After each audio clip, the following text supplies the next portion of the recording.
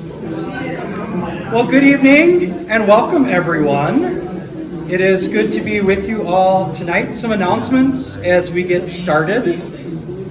As you may already know, our North Shore trip takes place on Saturday, October 28th. We gather at Canal Park at 7:30 and take the day going up the shore, hitting all of the hot spots, looking for sea ducks and vagrants and anything we can find, getting to Grand Marais, and we're always promised we're going to get a little bit beyond. That rarely happens. But we take the day going all the way up the shore. It's a good time. If that interests you and you want to register for that, and you receive our monthly newsletter, there was a link to register in the newsletter. We'll also get out an email registration link as well as one on our Facebook page, so be on the lookout for that. Likewise, it's almost November. Don't think about it too closely, but it's almost November. And one exciting thing about November is our Goal Watch at Superior Entry with Quentin and Christina. And so likewise, if you'd like to come out there and meet them and learn a little bit about the finer points of goal identification, those times gather on Sunday mornings out there at Superior Entry. And there will also be, there was a registration link in all the usual paths that I just spoke of as well, or will be.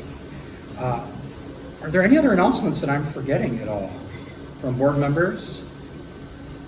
They're shaking their head because they don't want to talk in public, maybe. I don't know. All right, great. Well, then it's right and salutary and usually customary for us to share some observations and things we've been seeing out there. Anything to share? Bluebirds. Bluebirds. Well, the cemetery in Two Harbors, they hang out on the tombstones and count.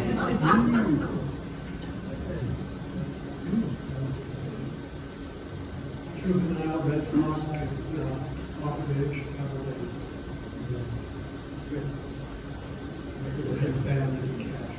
A red-shouldered hawk or a red-tailed hawk? red tail. What else have we been seeing? Yeah. The New York bird this last week, we had a black-back woodpecker. There's a couple blocks that way. That's a good yard bird. I had mama bear and 3 cubs in my feeders for the second time. A mama bear and 3 cubs. 3 cubs, yeah. That's not a yard bird. No, That's a problem. not much. I had a immature red-headed woodpecker in the area with them. I wasn't expecting that.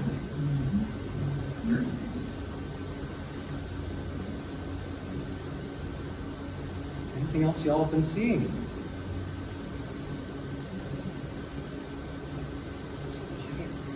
It's not that rare, but I had a ruby throat at the theater last Sunday, the 8th, in the morning.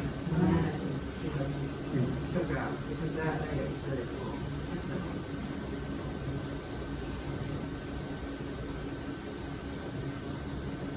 Anything else? Blackbacks, redheads, red tails, black bears. Yeah. Had an arborist come to my yard today to look at some of my trees, and he thought he saw a ruby bird as well. So I don't know how good of a bird it is. Well, hummingbirds, not hard to identify, I guess. I know, but it just seems so late.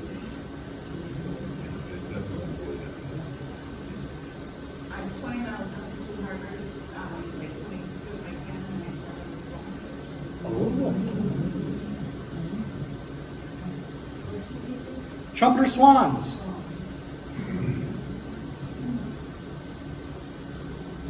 Anything else to share before we get started with our program? All right. We are excited and delighted to welcome Kim Eckert to be with us for our program this evening. You may know that he usually birds by hindsight, but some time ago he had a flash of brilliance and had the foresight to produce a book or resource that would have 5 editions. So that is a great thing, and we are grateful for you to come and share with us some updates on A Bird's Guide to the Summer.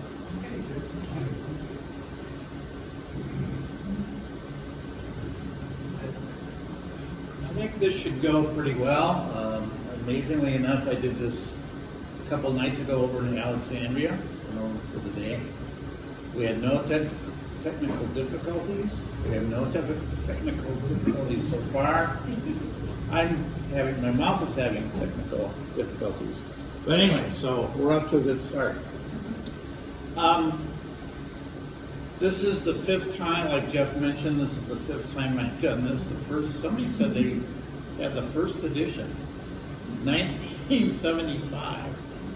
So, and things change. You wouldn't believe how fast things change. Not just the birding, but street names and directions. It's hard to keep up to date, but I try. It's on, I do have a website that when things change or for better or for worse, I do keep that up to date.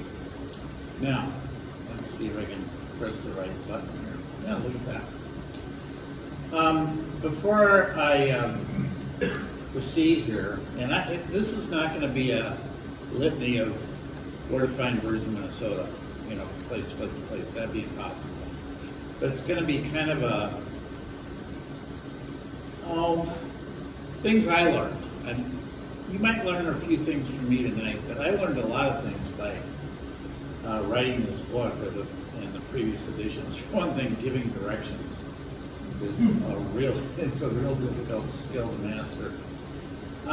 But before I get into the meat of this, I do want to mention Bob Russell, who was my mentor when I started birding back in 1962. The only biology class I ever took of any kind was 10th grade biology class. He had a project on birds. Bob lived down the street. He was already a veteran, having birded since 7th grade. And he kind of showed me around and taught me what I know today, for better or for worse. It's mostly for the better. He died a few years ago, too soon, and I still miss him. But, But it was Bob who was back at St. John's with Bob, and Ed Hibbard was another character. Bob was a unique guy. And I remember going on some trips with them. One was we went up to Morrison County, central Minnesota, looking for prairie chickens. I'm pretty sure that Bob and Ed knew that there weren't any prairie chickens there anymore. This was back in the 1960s. But we went anyway, what the heck. Also, the first time I went on the prairie, and the prairie still is near and dear to me. I'd rather bird out there than anywhere else. I don't know why I'm living here, but the first time we went, first time I saw the prairie, really saw it, was with Ed. It was what year was it? It doesn't matter. It was a Studebaker. And all we had was a 1950 road map to find our way out in the prairie and, getting lost, obviously, and getting stuck. And that's what I used to do with Bob back at St. John's, driving around Stearns County. And we'd get stuck or we'd get lost, and somehow it didn't seem to matter. That Bob kind of taught me that there's more to bird trips than just birds. I mean, it's kind of the experience. That it can be rewarding. Sometimes you find the best things by getting lost. Now, I've been told, I think you can tell already, I'm not a very good salesman. I've got a lot to learn about promoting. If I'm going to lead a tour or write a book about bird finding, I'm not so sure that my customers want to go with somebody that just goes out for the heck of it. They have a good time and doesn't mind, can have a good time even if you don't see any birds. It's an approach that that guy, Bob, taught me, and I still kind of do it today. I was leading a tour going down to South Texas like I do every winter, and I opened up the in-flight magazine. Back then they had in-flight magazines, American Airlines, and I looked at my horoscope just for the fun of it, which read, "Embrace the joy of not knowing where you are going." And That's true, but I hope nobody that was on that tour saw that I was reading that, but I didn't know where I was going. I did know I was going, but sometimes you embrace that joy, you know, by just going off and exploring and finding your own things. I was very impressionable as a college student back at St. John's. I'm originally from the Chicago area and came to Minnesota because I went to St. John's. And I was an English major, not a biology major or anything like that. I know nothing about wildlife, and I guess by extension don't know a whole lot about birds. But one of my favorite novels back then was by John Updike. I think that's, if you know anything about American literature, you know the name John Updike, and his most famous series of works was Rabbit Run.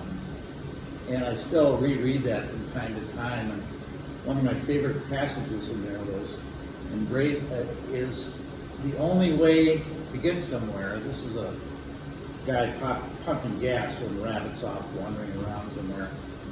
The farmer tells him as he's pumping gas, he says, you know, the only way to get somewhere is to figure out where you're going before you go there. And Rabbit says, oh, I don't think so. Again, I'm not a very good salesman for a book that's supposed to tell you where to go, or going on a tour with me if I don't think I know where I go. This guide, Sparky Stensis, who a lot of you know. Well, this has a trigger. You've got to be careful with this. Sparky taught me into doing this. I wasn't going to do another edition. I thought, it's too hard. We counted up in the index.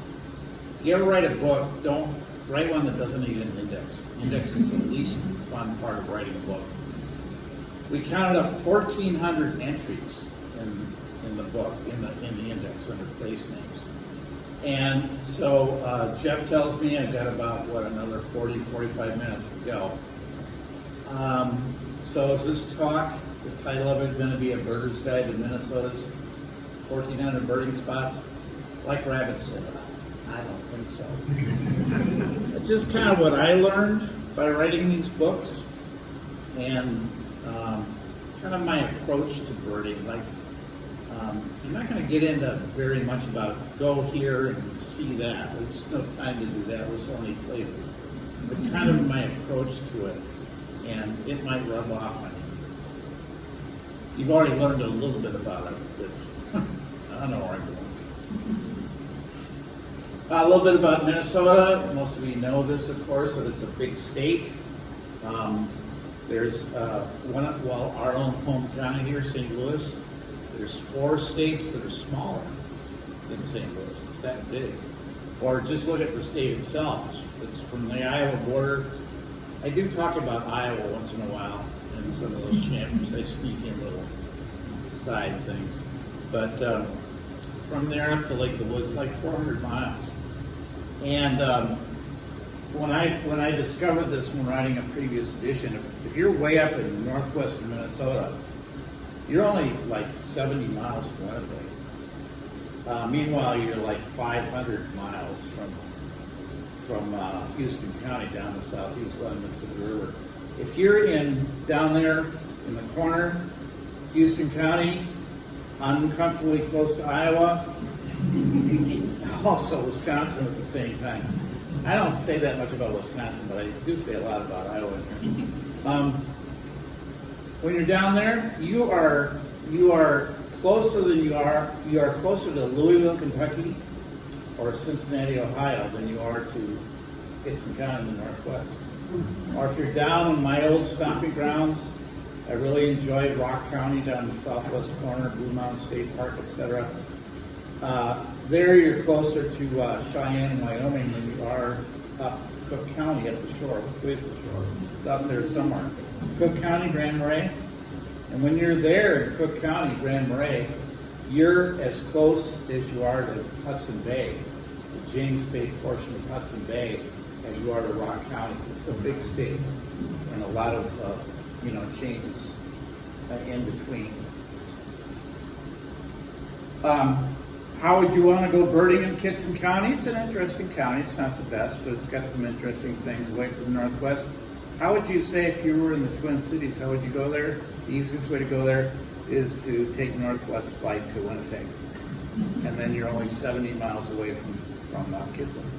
Otherwise, you know, it's a like a 7-hour drive or something like that.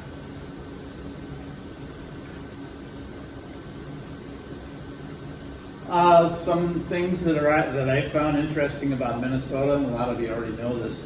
You all know the lowest elevation in Minnesota, Lake Superior, right? 600 feet. You know where the highest point in Minnesota is? A lot of you do. It's only 13 miles away. Eagle Mountain, 2,300 feet. Well, don't you think they could have spread those two a bit more? The lowest point and the highest point, only 13 miles apart. Something's wrong with this picture. One thing I want to mention is a lot of this is, find your own birds once in a while. Explore your own places. Duluth and the North Shore, as you know, is the most interesting place. More rare birds up here than anywhere else. The problem I have is, okay, where am I going to go birding today? Okay, should I go to Park Point or should I go up to North Shore? North Shore or Park Point? That's about it. Sometimes I wish I had more choices. Yes, there are more choices, but those are the two premier spots. One thing I want to urge you to do is to find your own places, find your own birds. And to do that, and this is patent pending, so you can go ahead and use it, is the straight versus crooked road theory of birding, of navigation. What I mean by that is this. When you're out say you're out in western Minnesota, this happens to be, let me see if this works. Oh, look at that. This is out in the prairie, out in western Minnesota.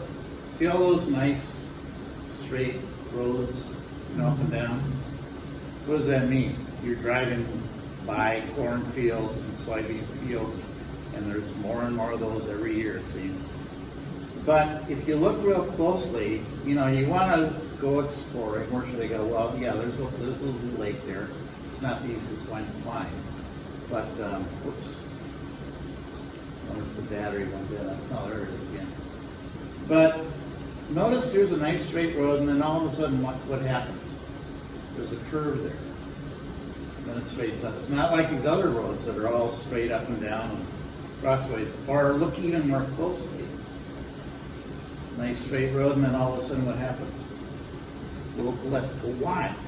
When you're looking at a map, whether it's on your phone or on a piece of paper, this is what you want to look for if you want to try to do some exploration.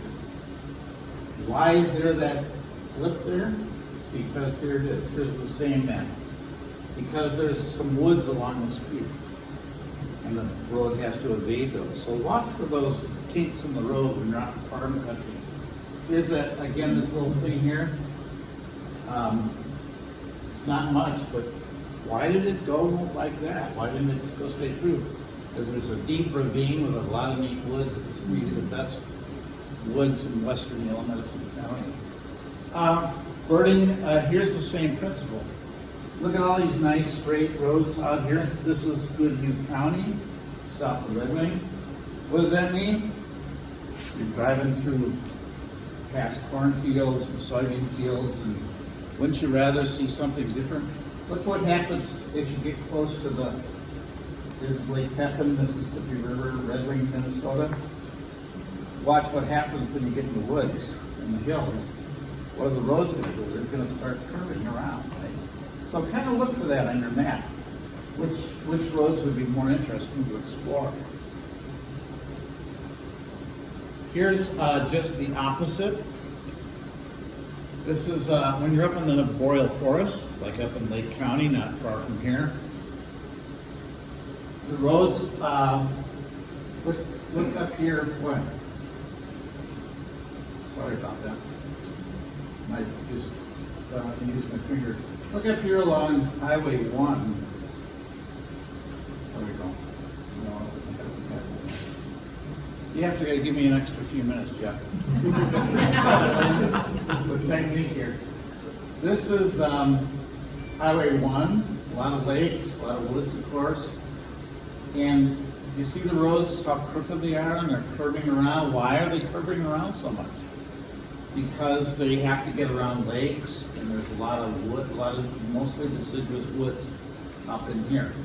More interesting, now up here you want the straight roads, because you're not dealing with cornfields and soybean fields. Look at south of 1, there aren't as many roads. And this thing is Lake County Road 2. Two Harbors is down here. See the nice straight road? It means it's a lowland bog, spruce tamarack bog. So if you're going to put a road through a bog, you might as well just go right straight through it. Here's another road that's relatively straight. This is the Stony River Forest Road. It comes down and it joins this one. But again, if you want to look for boreal chickadees and blackback woodpeckers and spruce grouse, and some of the those are the most interesting boreal forest birds are those in spruce tamarack, lowland bogs. Look for the roads that go straight. You can go right straight through. Will you find birds up in yeah, find the right button. Yeah, there's birds up here, but it's a lot of woods, a lot of deciduous forests. They do have birds, but they don't have as many boreal chickadees or spruce grouse or blackback woodpeckers. It's not as many conifers. And one other thing about navigating by road, looking for interesting roads. Again, here's your straight roads. This is in kind of central Minnesota. This is Morrison County. These probably aren't very interesting, but look what happens. How it changes. You go east and it's part of all of a sudden there aren't any roads. So why aren't there roads? Because there's no people. There's room for wildlife and birds and, habitat. But, so if I were going to go exploring, it's hard to do because there aren't any roads in there. But, try exploring around the edges. Try to see what these dead-end roads get you. Because this is, by the fact there's no roads, that tells you something too. Of course, you're all looking at your phone anyway.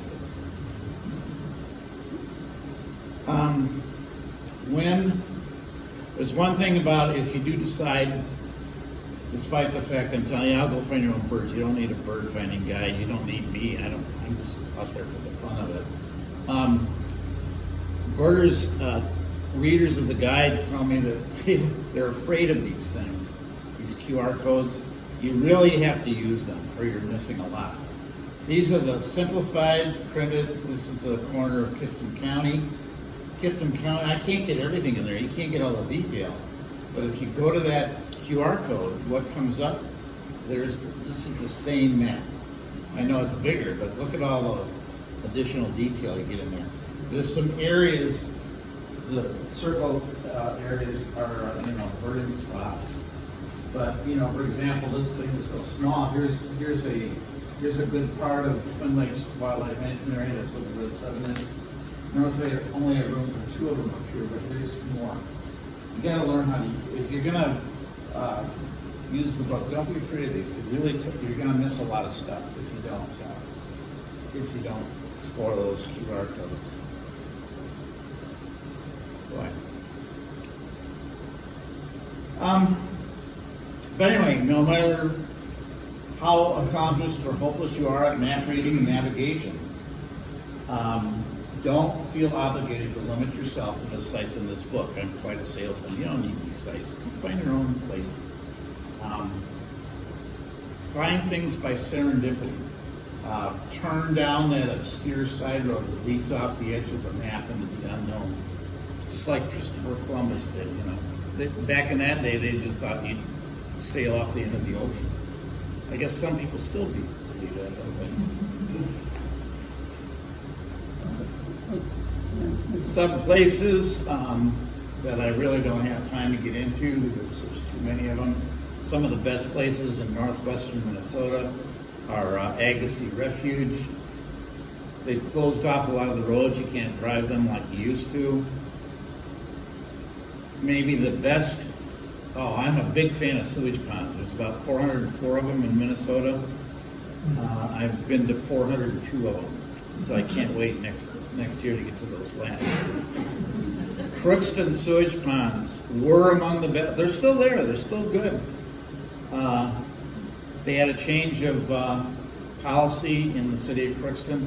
No, birders can't go in there anymore. Even the college, the biology professor there at U of M Crookston can't go in there anymore. He used to have a key and he had to give it back.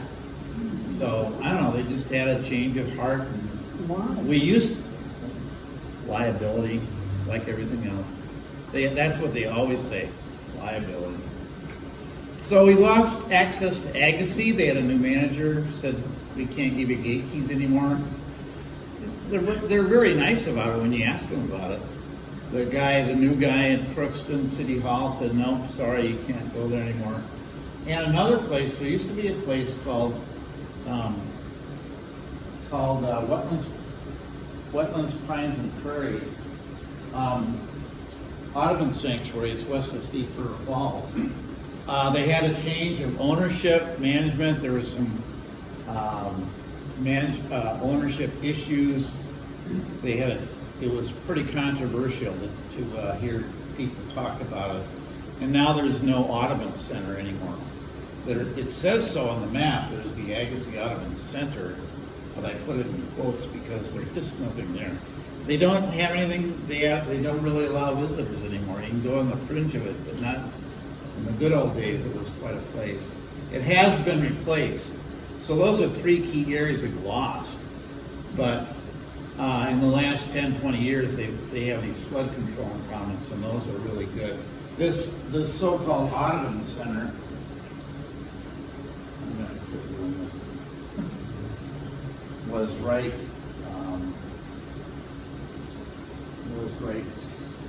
here, right in here, and right nearby the little waterfall improvements. But quickly going on the tour of northwestern Minnesota.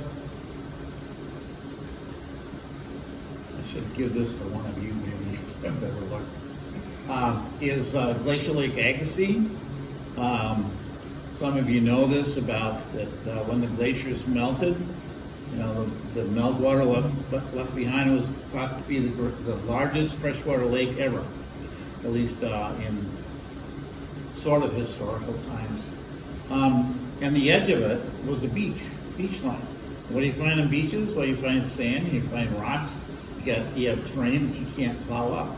And there's a lot of good prairie habitat left behind on that Glacial Lake Agassiz, and that extends all the way from almost the Canada border. That you can see the where the ridge line was, or that affects the habitat and the birds. From all the way, almost the Canadian border, Kittson County, all the way down to where Big Stone Lake is, where the Red River goes north and the Minnesota River goes the other way. And one of those places is Glacier Ridge National Wildlife Refuge. It's an interesting place. Every map I look at is different. I don't think they know what the boundaries are. But anyway, it is a wonderful place to go. Another place along this Glacial Lake Agassiz beach line is, besides prairie, that leaves behind marshes too. And that's the famous Yellow Rail Marsh at Waban.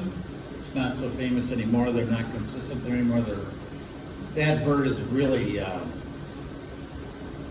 sensitive to different water levels and the top type of grasses. You can still find this bird at McGregor Marsh, not too far west of Duluth. But that may be the only place that they're consistent. Otherwise, they're just not. Related bird is a Nelson sparrow. Used to be called Nelson Seaside, Nelson Sharp-tailed sparrow. Before that was sharp-tailed sparrow, a lot of name changes. It's pretty much gone as a breeding bird from Minnesota, and nobody really knows why. But Waban Marsh and Glacier Ridge National Wildlife Refuge are all part of that complex in northwestern Minnesota. And the most famous places is, or at least was, is Felton Prairie over there in Clay County near Moorhead. Longspurs aren't there anymore. As you can see, it's a really pretty bird. It's maybe my most favorite bird. You can still get them, go 100 miles into North Dakota, you can still find them. But there aren't any anymore. But they used to be consistent there at that one place, Felton Prairie along the Agassiz Beach line. I think most Minnesotans think of as being, well, what does a good twin citizen do? Somebody who lives in the cities. You notice that we, in Minnesota, greater Minnesota, we call it the cities. Are those the only cities that exist in our lives? I guess they are. We don't call it Minneapolis, St. Paul. We don't call it the Twin Cities. We call it the cities, right? So what does a true Minnesotan who lives in the Twin Cities do on the weekend? Well, he goes up, gets on I-94 or I-35, fights the traffic up Friday afternoon, right? And then what do you do Sunday afternoon? Well, you fight it all the way back home. But what are you doing? Well, you're after the three necessities of life. Another way to look at it is you can call it the 3 W's. That is, you have to have a weekend cabin on the lake, right? What's the cabin for? So you can fix the dock and mow the lawn. Got a walleye fishing, you go out fishing for walleye. You don't want to catch anything else. It's just walleye, right? You know, but you end up catching bullheads anyway. And the white-tailed deer's your stand. Well, what I do, I just go out I skip all that and I keep going west and enjoy myself out the prairie. I'm not a true Minnesotan. Again, what am I doing writing a book about Minnesota? I'm not very good at promotion. But anyway, a good Minnesotan would say, I don't want prairie. I'm just going to go back here. I'm talking about eastern Becker County, kind of near Itasca State Park. You know, the lawn at your cabin needs mowing, and those walleyes aren't going to catch themselves. And I got to fix that deer stand that just fell out of the tree. But that's what most people think of in Minnesota is the wooded lake country. You know, mostly central Minnesota. You have a lot of that too in St. Louis County too, but I'd rather be elsewhere. One of the places I really like, in fact, I taught high school in Nashville, Minnesota, which is near Fergus Falls. My good friend Steve Millard, he said, no, it's not Fergus Falls, it's just Ferg. So you now have permission when you go up I-94 to Fargo, where just call it Ferg. You don't need to call it Fergus Falls. And I used to think that was the where they got the name for Frostbite Falls, Minnesota. Now, some of you must remember Rocky and Bullwinkle. There hasn't been a show like it since. It's one of my favorites. Just like I say, there hasn't been any good music written since the 1960s when I was in college. But anyway, somebody burst my bubble. No, it wasn't Ferg. It was International Falls is what it was based on. But anyway, one thing about Fergus Falls, and maybe some of you have been there, at Grotto Lake, they have this heron rookery right next to the road. You just drive in the park road and there it was. But, so you have all these egrets and cormorants right next to the road. It wasn't really big, but they were right there. Somebody told me they had a windstorm. They went through there and blew the whole thing down. And they're gone. They won't be there anymore. What it looks like. We'll see what happens next year if they come back. But among those right nearby is they had some denser trees, maybe across the lake, across Grotto Lake, and right in the park nearby these spruce trees. And they had a few black-crowned night herons nesting. If those black-crowned night herons, now let's hope they were protected by the spruce trees, by the heavy cover. But if they abandon that, guess how many black-crowned night heron colonies, nesting pairs there will be in Minnesota? 0. There's, what happened, there used to be a heron, there still is a heron lake way down there at the Iowa border. Here I go talking about Iowa again. But Heron Lake was named for what kind of heron? 4,000 black-crowned night herons used to nest there back in the late 1800s. Now there's none. There's none. There was maybe 4 or 5 here at Fergus Falls,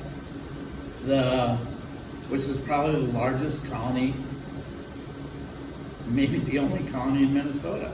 You do see, it's true, black-crowned night heron in this part of the state, yeah, it's a rarity.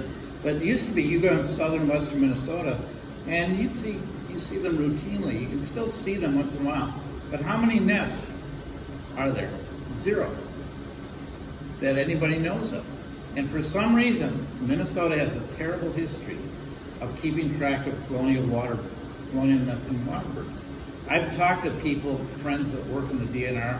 I expect, oh, don't blame us. We do our best. They say, yeah, you're right. The DNR isn't keeping track of these. And you have these heron rookeries, and no one knows they eventually disappear. You have these species that disappear. Now you've got a bird, black-crowned night heron, that's on the verge of being extirpated as a breeding bird in the state. And you ask, well, DNR people, what happened? Why did that? They don't know. I always thought that odd. I better keep moving here. Another water control impoundment. This is in Grant County. This is taken in the spring, this aerial photo. One thing that was really hard to write this book, and I got close, I don't think I hit my goal, was 87 counties in Minnesota, right? I had to find 87 original different ways to insult county listers. Maybe some of you don't know what county listers are, and you don't really want to know. But some people, they travel around all 87 counties and try to get as many birds as they can get at each county. Some even keep day lists, not just county lists. But I do keep some kind of, I keep the St. Louis County list. But I don't know, there's something about county listing and some of the lists to keep. Just to show you, this is Grant County over here. This is looking south, or no, I'm sorry, this is looking north. Here's the county line. This is Traverse County over here. This is right after Spring Mountain. You know, there's water all over the place, but usually it's not that much water. But this impoundment is really great. Really, it's had a lot of great birds over the years. It's about 20 years old. And so what does the Traverse County lister do? So they're over here. They can't cross this line. That's the county line. They're allowed over here. So they're here, standing on the county line, looking at all these birds in the county, and they can't put them on the Traverse County list. Unless you take a look around, make sure no one's watching, and then what are you going to do? I taught high school English and actually French. First year French. I didn't know anything about French. I took a minor in college, but boy, it's fun teaching, I'll tell you. Just like it's fun writing books about Minnesota when I say, you don't need a book, just go find your own birds. But I taught, and I was also a B team basketball coach. I didn't know anything about basketball, but the previous English teacher was the B team basketball coach, so that was me. And I had a winning record my first year, even though I didn't. I know what a zone defense was, but that's about all. But it was in Ashby, Minnesota, the giant flying coot. You don't see coots fly much, but this one flew. The big statue there, it's got lobed toes, just like coots and rails and grebes have. And big heron rookery out there that birds have disappeared from. But anyway, next time you're out that way, I was pretty close to there the other day when I was out in Alexandria. And you're out that way, I'll give you a tour. I'll show you the gymnasium where I used to coach basketball. I can't show you the classroom. They tore down that old classroom, and it's a new building now. But they also have Coots Unlimited. It's there. They have a chapter of Coots Unlimited. Which, why not? Where I threw the slide in for the people in Alexandria. One of the premier areas in the state is Lake Osakis, but the Douglas County people. I have friends there, and they said, you kind of made fun of our county, didn't you? I said, yeah. You can't take this too seriously. But they know that Lake Osakis here, but there's the county line. Douglas County people get gypped. They don't have this part, much of it. Todd County gets most of it. So they kind of get the raw deal. But this is your wooded lake country. This is where the people from the Twin Cities, where they're headed. There's 994, and they're one of the cabin in the woods. And boy, they have a lot of lakes for catching walleyes. They have a lot of woods and stuff like that, but it's almost too much. When you get too much of a good thing, where do you go? I mean, where do you start? There's hundreds of lakes in that county. But look what happens when you get over to the eastern quarter of Douglas County. The lakes kind of peter out, except there's Lake Osakis over there. Minnesota River Valley is another feature that is really fun to explore, other than Glacier Lake Agassiz. A little bit farther south is the Coteau de Prairie. That's the ridge that separates the Missouri River Valley from the Minnesota-Mississippi River Valley. It's a ridge that has some prairie on it, just like Glacier Lake Agassiz does. But anyway, here's the Minnesota River Valley. Really fascinating place. Goes all the way from the South Dakota border and winds down through Mankato and then ends up in the Twin Cities. Just unfortunately, a lot of it is inaccessible. I was telling Jeff this, that I have the same slides loaded. This is as far as I got. And I'm only like a quarter of the way through the state. Is my 10 minutes approaching yet? No, we got 15. Oh, okay. So I have to do the rest of this, and okay, we'll see what I can do. Yeah, anyway. So I'm going to have to skip a lot of these places, I'm afraid. I got to get over here in northeastern Minnesota. I'm going down from north to south in western Minnesota. Salt Lake, they have a MOU, your state bird club, Minnesota Ornithologists Union has a place over there, Salt Lake. It's right on the South Dakota border. And the Sons of Norway, in the basement of the church, of the Lutheran church, of course, they served, family-style dinner, and they don't serve lutefisk. I've never had lutefisk, but I'm told I don't want to have lutefisk. But anyway, it's an interesting. It's kind of changed over the decades. It kind of started back in the 70s, but now it's changed its character a little bit. There aren't any more. I don't think the Sons of Norway host the dinner anymore. Coteau de Prairie, it's a ridge that comes from South Dakota, goes down through western Yellowmedicine County, through Pipestone County, Murray County, etc. And it's this ridge. It's kind of a high point of land, ridge of lands to the west, to the southwest. All the water flows eventually into the Missouri River. The opposite way, northeast, the waters flow up into the Missouri River and then eventually the Mississippi. And so you have this high point of land. You have patches of prairie and stuff like that. It also has in Pipestone County there's a photo of what that ridge kind of looks like. There's some really neat country there. It's also full of these things. Now, you know, so obviously solar power and wind power is preferable to other sources. But I don't know, those things, you can get too many of them, I think. They kind of, to my eye, they kind of ruin the landscape. I kind of prefer the landscape to look more like that. That's, I don't know if you can identify that person. That's Catherine Baumtrock on one of my trips. Catherine's quite a character. We get out of the car and, okay, we're gonna look for birds here. She's gone.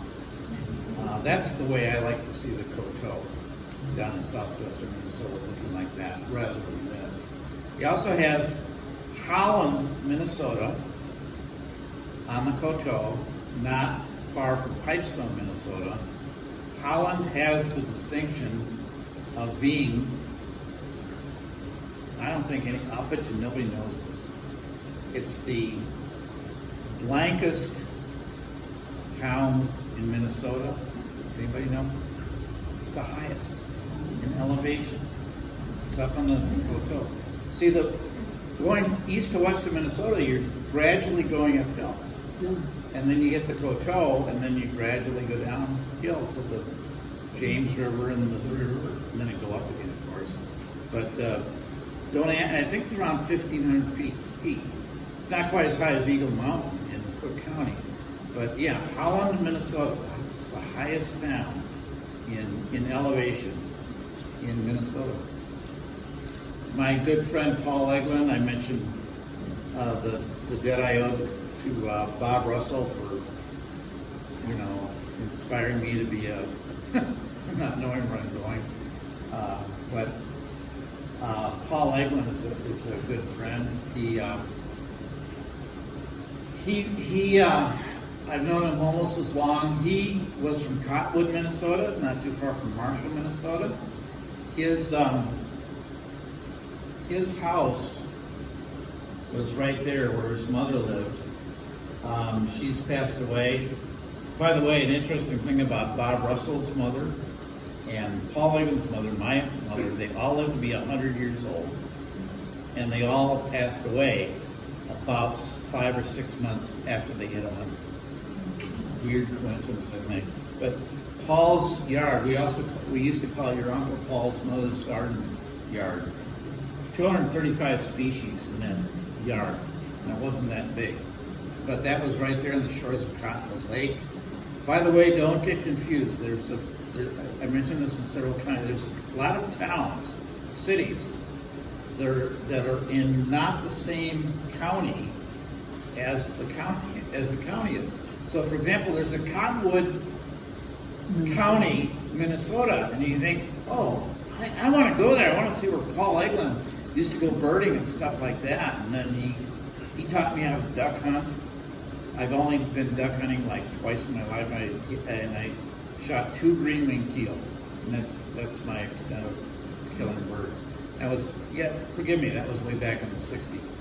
And believe me, there isn't much to eat on a green-winged teal. They're pretty small. But Paul taught me a lot of things. He showed me how to park in downtown Cottonwood. I'd never seen this before, where you diagonally park in the middle along the center lane of the street downtown. It was the same way back, Clinton, where back in was it Winnebago? Did they do the same thing there? I don't know. Not quite, but they applied all the snow to the Yeah. But anyway, Paul also taught me names of the places out there. There's a famous birding lake that's right on the county line. The county line is right here. This is Yellow Medicine up here. This is Lyon County. It's not Cottonwood County. And all the birds call it Lone Tree Lake. Well, it's not Lone Tree Lake. There's 2 other Lone Tree Lakes nearby. They don't need a third one. Paul, back in the 60s, said we're going to birding in Gabriel Lake. It's still a great lake for birds, but it's Gabriel Lake, not Lone Tree Lake. There's a slough. There's a marsh down here. I think this is it right here. And they call it this. eBird calls it the 375th Street. Thanks, Jeff. Marsh, but it's Runhole Slough. Paul said we're gonna go birding at Ron Old Slough. Now they call it the 375th Street Marsh. Well, I don't know where they get these names. I could talk all day about sewage ponds. One of the best ones is pictured up there at Sleepy Eye. A lot of people think, well, sewage ponds are synonymous with shorebirds. We're still trying to figure out which species of shorebird this was. But the Sleepy Eye is a wonderful place. They have sewage ponds. A lot of them you go to, you don't know if they'll kick you out or arrest you or what they're going to do. Most of them, they don't care, but Sleepy Eye welcomes birders. There aren't very many towns, but they actually welcome birders to bird there. Blue Mounds is where still my favorite part of all of Minnesota, way down in the corner. It's where Panda and I used to run around, and some of his ashes are still there. Panda was my dog. We used to go everywhere. And that was back in the day when you can do stuff with dogs, but you didn't need a leash. Anyway, that was another time. Heron Lake, I mentioned 4,000 black promenade herons. No, there's none. Going quickly through the southeastern part of the state,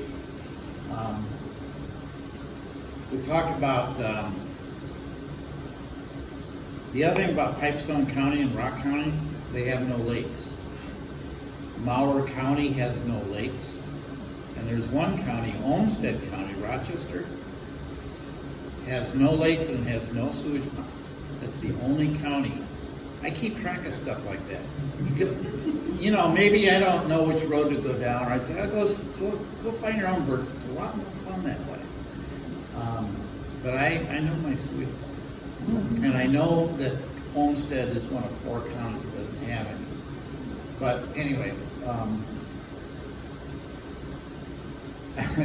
Houston County I mentioned, beautiful county, a lot of rolling hills, and oh man, there are a lot of curvy roads down there. You could take all year to try to go on all of them. And there's Houston County has a lot of neat place names. Town names, one of them is B. It's right on the Iowa border. There's Iowa again. And how do you get there? Well, like I say, it's worth finding, but it has a unique feel of another world, kind of like Iowa. And that's not B. That's somewhere else. But you find things like that by going off on your own once in a while. If you go to the same places like Park Point and North Shore, and somebody sees a rare bird and run out and see it, what have you accomplished? Not much. You enjoy yourself, you have a good time, but it's the same old places. You haven't really done anything. Somebody else has already documented that rare bird.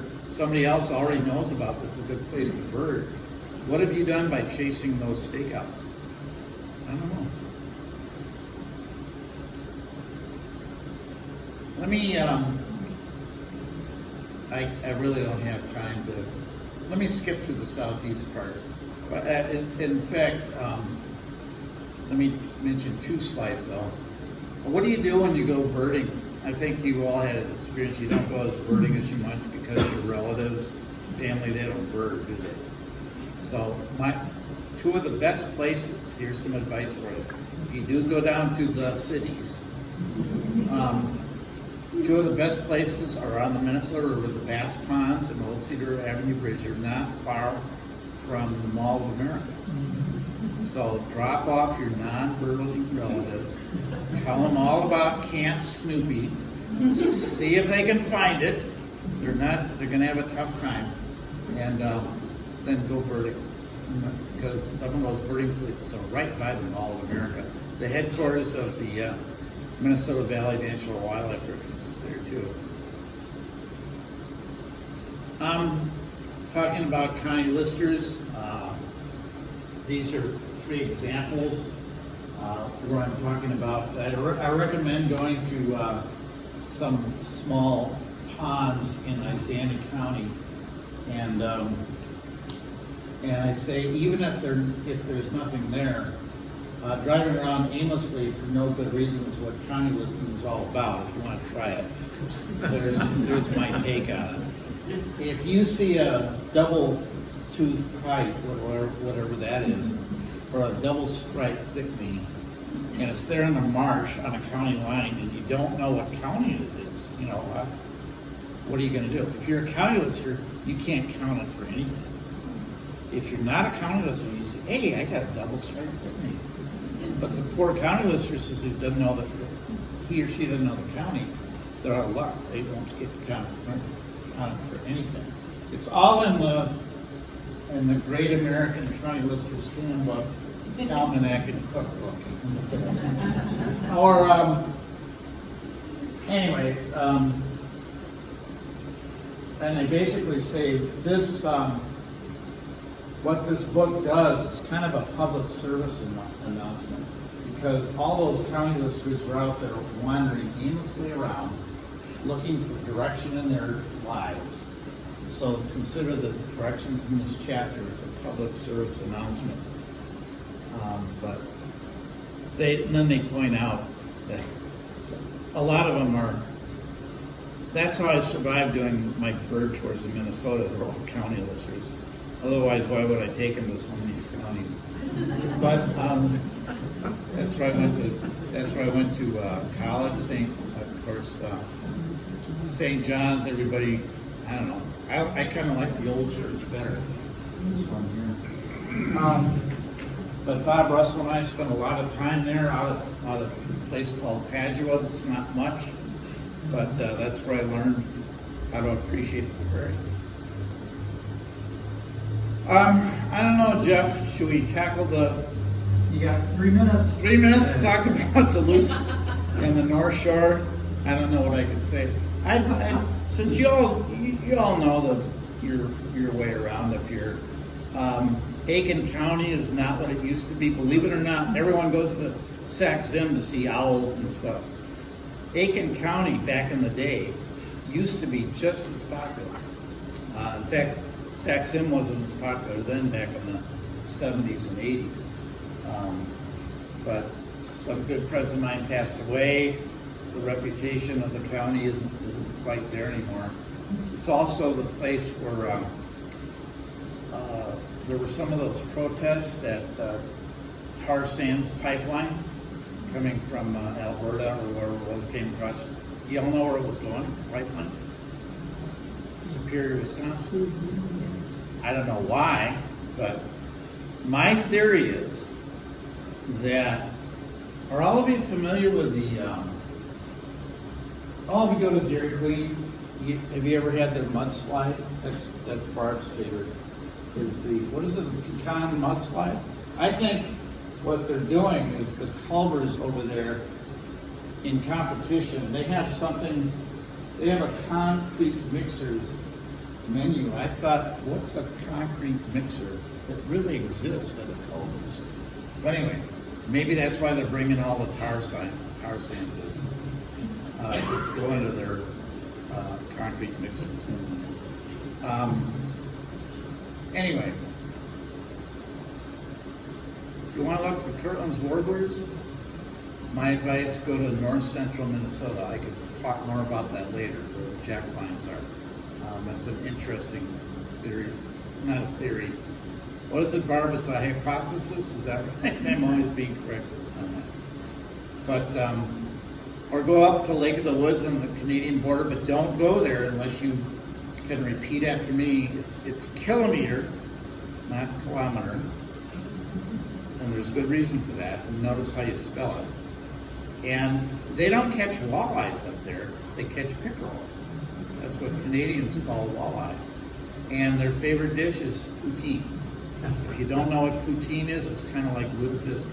You don't want to know. But anyway, I could talk about Sac-Zim Bog and Great Gray Owls, but Jeff, you probably need me to wrap this up. But I will say, I could tell you all these great festivals and icons that we have in Minnesota. Boston, Minnesota, they've got Spam Museum, they've got Buffy the Cow. I mean, even Dallas and Houston don't have that. Ed's Museum, Wall of Twine. There's all kinds of things to see if you know where to look. By the way, last week the guy won the largest pumpkin competition. Did you read that?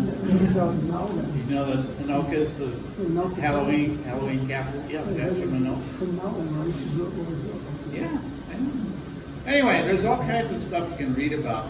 You know, the icon to Paul Bunyan, he's everywhere. You know what he did or what he celebrates? Logging. Ever been to Grand Rapids Museum where the shoes were stolen? Read the Itasca chapter, I'll tell you all about it sometime. But, and I could go on and I can't, I'll wrap this up. I could talk, I also threw in a section, was going to be talking about eBird, Merlin, Facebook, as far as bird finding. There's some pros and cons with those things. But I do want to say, kind of in closing, this is the last paragraph of the Cook County chapter that, you know, you're done there, you hit a dead end, what are you going to do? You know, where can you go from there? Well, go back and start over again and explore everything one more time. It's quite a ride. And just let me leave you, if you give me 30 more seconds, Jeff, if that's okay? It is fine. I do want to point out that no animals were harmed in the making of this book. Just know that. But I'm not so sure about county listers, how they're doing in the files. And above all, remember this is fun. Birding is fun. Exploring is fun. Serendipity is fun. Finding your own hot spots and your own Blue Mountain State Park is what I'm into. But don't take, if I insult your favorite county, just remember that I was very impressionable, you know, reading Rabbit Run by John Updike. There's a movie probably you've never heard of called 1,000 Pounds back in the 60s.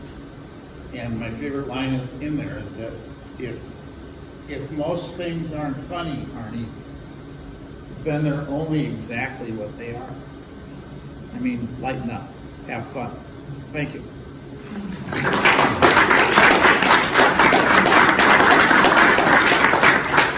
Sorry I messed that up. But everything else worked fine. Yeah. Do we have time for questions? Do we have time for questions or not? A couple, sure.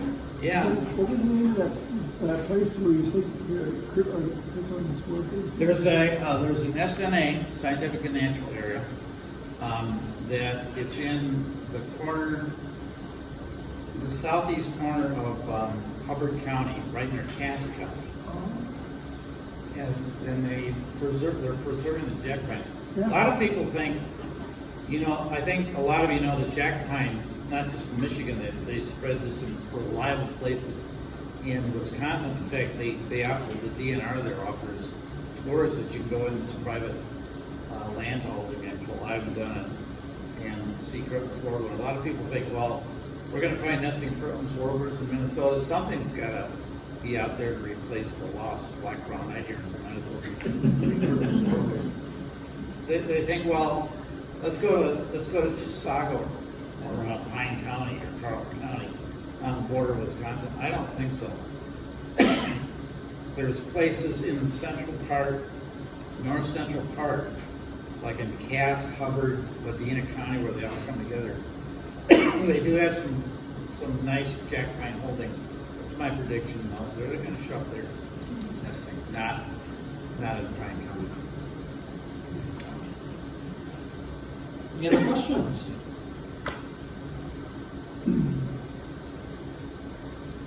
Anyway, I'm sorry I had to skip over so much.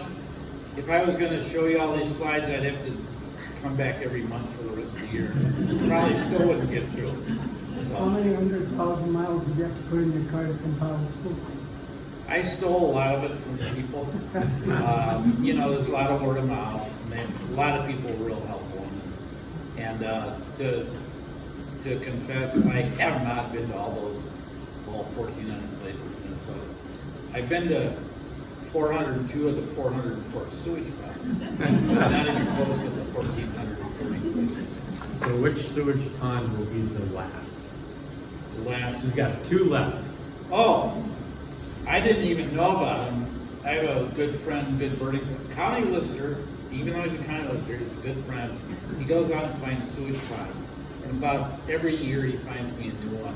One of them is down in Waseca County, and the other is it's Waldorf, Waseca County. The other one is Oakland in Albert Lee. And both those counties are kind of that corn and soybean country where Clinton's from. But I don't spend a whole lot of time at it. So I got to get down there. Okay. So I'll schedule a bird trip when my Minnesota week. Very good. Well, let's thank Kim for being with us tonight. Thank you. And he does have some books over here if you would like to purchase a Birders Guide. Yep, they're over there.